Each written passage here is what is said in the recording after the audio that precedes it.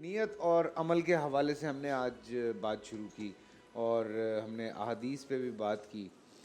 قرآن پاک کیا کہتا ہے, اللہ تعالیٰ کیا فرماتے ہیں, حضور پاک صلی اللہ علیہ وسلم نے کیا فرمایا, باقی انبیاء کرام نے عمل اور نیت کے حوالے سے کیا کیا فرمایا ہے. آج ہم کوشش کریں گے اس پہ تھوڑی سی روشنی ڈالیں. عمر صاحب, آپ بسم اللہ کرنا چاہ رہے ہیں؟ جی بالکل.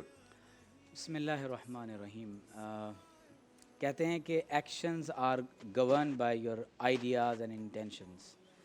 آپ جو عمل کرتے ہیں وہ دراصل ہماری نیت اور ہمارے نظریے کے تابع ہوتا ہے. بالکل.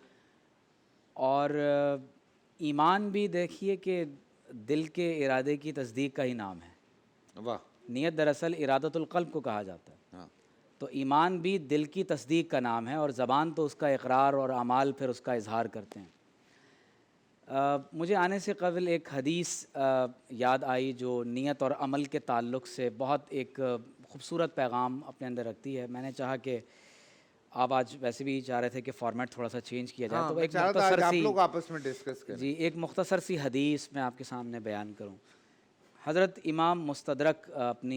امام حاکم اپنی مستدرک میں یہ حدیث روایت کرتے ہیں کہ حضرت صعصعہ بن ناجیہ رضی اللہ تعالیٰ عنہ نبی کریم صلی اللہ علیہ وسلم کی بارگاہ میں حاضر ہوئے اور اسلام قبول کر لیا.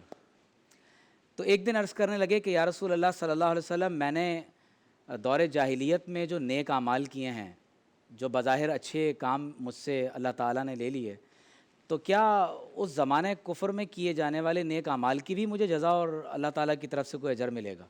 ابھی چند دن پہلے بھی ہم یہی سوال ڈسکس کر رہے تھے. تو آپ صلی اللہ علیہ وسلم نے فرمایا کہ تم نے کیا نیکی کی ہے جو تم مجھ پر ایمان لانے سے پہلے کر چکے اور اب اس کا اجر چاہتے ہو؟ تو عرض کی یا رسول اللہ صلی اللہ علیہ وسلم, ایک مرتبہ میری 2 ایسی اونٹنیاں کھو گئیں جو 10 ماہ کی حاملہ تھیں, اور میں اپنی ایک اور اونٹنی پر سوار ہو کر ان 2 اونٹنیوں کو تلاش کرنے کے لیے نکلا, اور ان کے نشانات کے پیچھے چلتے چلتے بالآخر میں گھر تک پہنچا.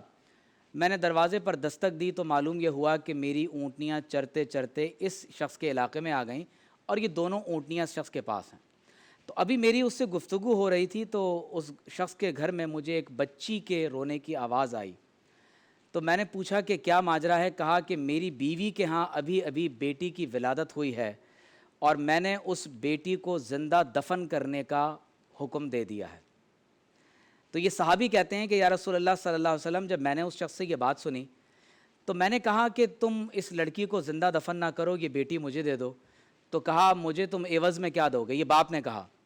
تو اس نے کہا یہ میری دونوں اونٹنیاں تم رکھ لو. اللہ. تو اس شخص نے کہا کہ نہیں, یہ جس اونٹ پر تم سوار ہو کر آیا ہو نا, یہ بھی مجھے دے دو.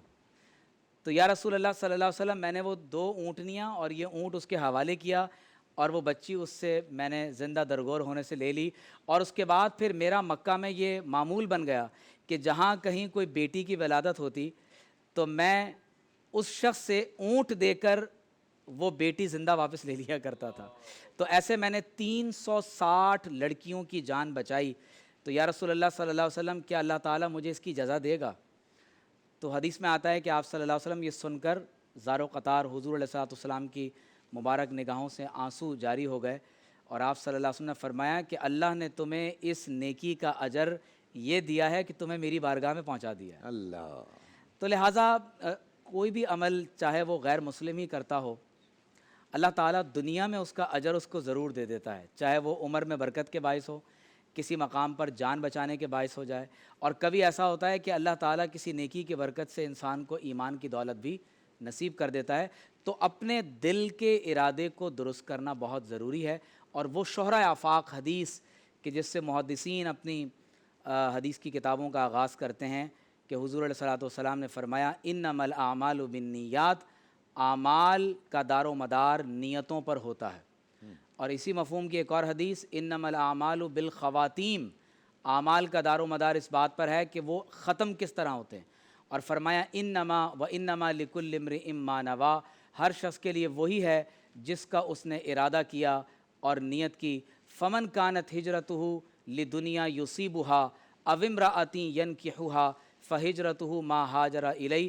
تو جو ہجرت اس لیے کرتا ہے کہ کسی عورت سے نکاح کرے یا دنیا کا مال و متاع حاصل کرے, تو اس کی ہجرت اسی کی طرف ہے جس کا اس نے ارادہ کیا۔ ومن کانت ہجرتہ الی اللہ و رسولہ فہجرتہ الی اللہ و رسولہ، تو جس کی ہجرت اللہ اور اس کے رسول علیہ السلام کے لیے ہے تو اس کی ہجرت کا ثواب اللہ اور اس کے رسول علیہ السلام کی طرف ہجرت کی نیت کے اعتبار سے ملے گا۔